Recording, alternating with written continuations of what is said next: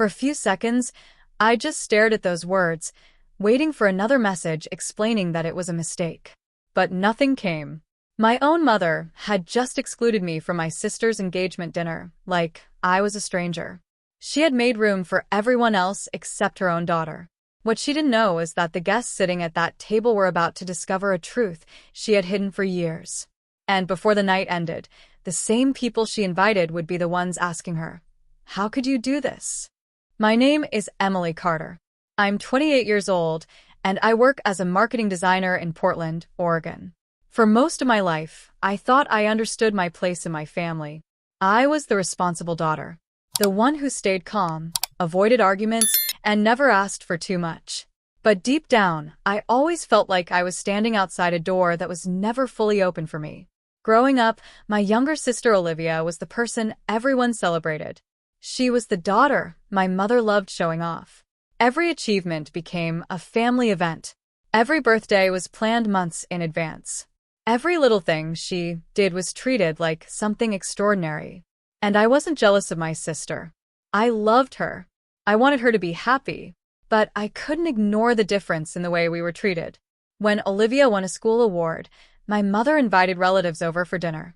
When I graduated at the top of my class, she simply said, "That's what we expected from you." When Olivia needed help, everyone stopped what they were doing. When I needed support, I was told I was strong enough to handle things myself. Over time, I became the daughter who understood, the daughter who adjusted, the daughter who told herself that maybe love didn't always look the same. But there was one thing I always hoped for. I hoped that one day my mother would look at me and make me feel chosen. That hope came back when Olivia announced her engagement. For the first time in years, I felt excited about a family event. I thought maybe this was a chance for us to finally put old wounds behind us. I spent days helping with ideas, sending messages, and preparing myself for a beautiful evening where we could all celebrate together. I thought I was finally going to have a seat at the family table. I had no idea that a few days later, my mother's message would remind me that maybe I never had one. I still remember exactly where I was standing when my phone lit up with my mother's message. I was in my kitchen, holding a glass of water, looking at the dress I had carefully chosen for my sister's engagement dinner. I had spent an entire week thinking about that night. I had imagined sitting with my family, laughing together, taking pictures, and feeling like I finally belonged. Then I saw the notification. "Don't come tonight. The head count is final." At first, I honestly thought it was a mistake. I waited for another message. Maybe she would explain that she meant someone else. Maybe she would say there was a misunderstanding. But the screen stayed silent. I read those words again and again until they stopped looking like a simple text and started feeling like a decision. I wasn't being forgotten. I was being excluded. The part that hurt the most was not missing the dinner. It was realizing that my own mother had decided I was the easiest person to remove from the guest list. Later that evening, I opened social media and saw pictures from the preparations. My aunt was there. My mother's friends were there. Even some people I barely knew had been invited. There was no shortage of space. There was only a lack of space for me. I sat alone in my apartment, trying to convince myself that I didn't care. I told myself I was 28 years old and shouldn't let a family dinner hurt me. But the truth was, it wasn't about one dinner. It was about every moment in my life when I felt like I was the person everyone expected to understand. And then, just when I thought the night couldn't get any worse, my sister's name appeared on my phone screen. I looked at my phone and saw Olivia's name flashing across the screen.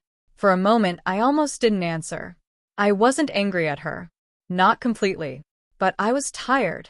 Tired of explaining why things hurt. Tired of feeling like I was always the person standing outside, while everyone else was invited in.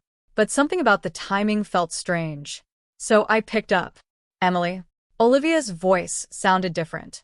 Not excited like someone who had just celebrated one of the biggest nights of her life. She sounded confused. "Why aren't you here?" I stayed quiet for a second. Then I said, "Because Mom told me not to come." There was a pause. A long one. "What are you talking about?" she asked. I told her about the message. The exact words. The way Mom said the head count was final. And that's when Olivia went silent. Emily, I never told Mom to remove you from the list. Those words caught me off guard. I sat down slowly, trying to understand what she was saying. Olivia explained that she thought I was coming. She said she had even asked Mom earlier in the week if I had confirmed my arrival. Mom had simply told her, Emily has other plans. But I didn't have other plans. I had been sitting alone in my apartment because my own mother had decided I didn't belong. Then Olivia said something that made my stomach tighten. Emily, everyone here has been asking where you are. She told me relatives were confused. My aunt thought I was sick. One of Mom's friends even asked why I would miss such an important family moment. That's when we both realized something. My mother hadn't just left me out. She had created a story to explain my absence. Olivia's voice became quieter. There's something else you need to know. She told me that during dinner, one of the guests had brought up an old magazine article they had found. And when Mom saw it, her entire expression changed. Because that article contained something she had spent years trying to hide. For a few seconds, I didn't say anything. I just held the phone against my ear, waiting for Olivia to explain what she meant. What magazine? I finally asked. She took a deep breath. It was an old local magazine from years ago. Someone brought it up during dinner because they recognized the story. My heart started beating faster. I knew exactly what she was talking about. Years earlier, before I left home, my mother had worked hard to create an image of our family. To everyone outside our house, we were perfect. We were the family that had everything together. The successful parents. The happy daughters. The picture everyone wanted to see. But behind closed doors, things were different. The magazine article was supposed to be about my mother's success as a business owner. It talked about how she had built a strong family while managing her career. But there was one problem. The story was built on a lie. The article mentioned how she had raised 2 independent daughters and taught us confidence and responsibility. It described her parenting style as strict but loving. I remember reading those words years ago and feeling like I was living in a completely different reality. Because the truth was never mentioned. It never talked about the punishments disguised as lessons. It never mentioned how often I was made to feel like a burden. It never mentioned how I learned to stay quiet because speaking up only created more problems. And now, years later, that same article was sitting on the dinner table in front of people who believed every word my mother had written. Olivia told me that one of the guests had asked a simple question. If this family was so perfect, why doesn't Emily appear anywhere in this story? That question had changed the entire mood of the room, because suddenly people started noticing things they had ignored for years. They remembered moments when my mother spoke about me differently. They remembered how she always described Olivia's achievements, but rarely mentioned mine. And then my mother saw the article. According to Olivia, her face went completely pale. Because she realized the story she had controlled for years was finally being questioned. And for the first time, people were looking past the image she created. The next morning, I woke up expecting to feel angry. But what surprised me was that I didn't. For years, I had imagined confronting my mother. I imagined shouting every painful memory I had kept inside. I imagined making her finally understand how much her actions had affected me. But when my phone rang and I saw her name, I felt something different. I felt tired. I answered. Emily, she said immediately, in the same tone she always used when she wanted to make something sound like my fault. I don't understand why you are creating such a big issue over one dinner. I closed my eyes. There it was. Not an apology. Not an explanation. A complaint. Mom, I said calmly. I didn't create an issue. You sent me a message telling me not to come. She sighed. You know how complicated these events are. There was limited space. You should have understood. That sentence almost made me laugh. Because I had spent my entire life understanding. I understood when Olivia needed more attention. I understood when my feelings had to wait. I understood when I had to be the bigger person. But nobody ever stopped to understand me. Mom, it wasn't about the dinner, I said. It was about the fact that you didn't even think twice before removing me. For the first time, she became quiet. I continued. I have spent years pretending that this didn't hurt. I told myself that maybe you just loved differently. But the truth is, I always felt like I was the easiest person to leave behind.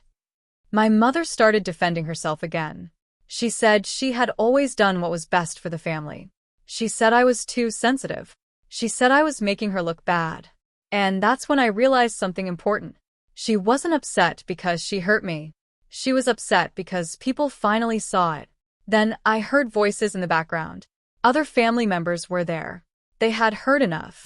The same people she invited to celebrate her perfect family were now hearing the truth she had tried to hide. And for the first time, my mother couldn't control the story anymore. After that night, something changed inside my family. Not instantly, not perfectly, but the way people looked at me was different. For years, my mother's version of events had always been the only version anyone heard. She was good at presenting herself as the person who sacrificed everything, the person who held the family together. And I was always the quiet daughter who never corrected her. But now, people started asking questions. My aunt called me and apologized for not noticing what had been happening right in front of them. She told me she always thought I was just independent, never realizing that I had learned to stop asking because I didn't expect anyone to listen. Even Olivia admitted something that was difficult for her to say. I should have seen it sooner, she told me. I told her I didn't blame her. She was also raised inside that same family dynamic. She only knew the version of the story our mother allowed her to see. The strange part was, I didn't feel happy watching my mother lose control of the image she had protected for so long. I didn't want revenge. I wanted peace. Because the biggest victory wasn't that people finally understood what she had done. The biggest victory was realizing I no longer needed her approval to know that I mattered. Write script for Section 7 in storytelling style. Write the script in equal number of words as you suggested in your outlines. Section 7. I stopped waiting for a seat at their table. Approximate, 150 words. Looking back now, I realized that message from my mother was not the moment I lost my family. It was the moment I finally stopped chasing a place where I was never truly welcomed. For years, I had waited for my mother to choose me. I waited for her to see my efforts, my loyalty, and everything I had done to keep our relationship alive. But that night taught me something I should have learned much earlier. Sometimes, the people who are supposed to make room for you are the same people who make you feel invisible. And that does not mean you are not worthy of love. It means you have been searching for love in the wrong place. Today, I have people around me who choose me without conditions. People who don't need me to prove my value before making space for me. Because real family is not about who shares your blood. Real family is about who makes you feel like you belong.